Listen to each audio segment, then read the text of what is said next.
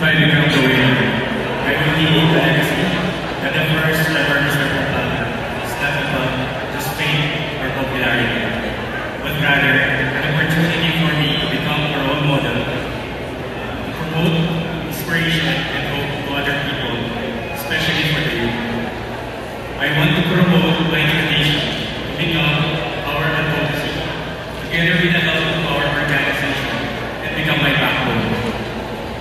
In the last 4 years of my life, I celebrated my birthday together with the less fortunate and abandoned children.